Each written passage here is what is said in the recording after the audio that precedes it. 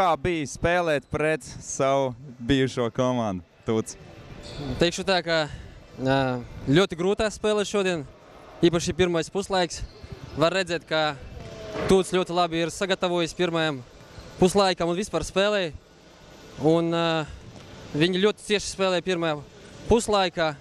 Un ja viņi būtu turpinājuši otrā puslaika arī tāpat spēlēt, nu mums nebūtu, teiksim, varbūt izredzes būtu, bet nebūtu tik viegli, varbūt arī rezultāts nebūtu tik liels. Mūsu komandas biedram DSV transportā Artjomam Ignatjevam dzimšanas diena, 35 gadi jubilejas, un līdz ar to tas bija arī iemesls, kāpēc mēs, teiksim, gribējām šo spēli uzvarēt, veltīt viņam šo uzvaru. Ko jāsaka, DSV transports beidzot ir atgūst savu otro elpu, jau kurā spēlē, šķiet otrā noteikti pēc kārtas ir uzvara, un tagad jūs jau pietuvojaties trīniekām. Kā šobrīd, kāds būs domas par nākamo spēli? Nē, mēs gatavojamies katrai spēlei.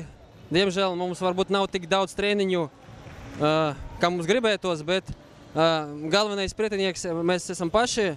Ja mēs, teiksim, atdosim visu fizisku spēku, visu to, ko mēs varam, tad, teiksim, mums tā spēle izdosies. Ja neatdosim, tā kā pirmajā puslaika mums arī negāja iekšā, tas tāpēc, ka vairāk mēs varbūt netik gribējām, bet otrajā puslaika mēs ļoti gribējām, un spēle izdevās. Tā arī pret nākamajiem pretiniekiem. Ja Tūts pirmais puslaiks ļoti atzinīgi, var redzēt, ka komanda ir cits līmenis, un novēlu viņam, teiksim, arī nākamais spēlē tā, kā pirmajā puslaika, tad būs arī uzvaras. Ir labi tas, kas labi beidzās šobrīd, tiešām par labu jums.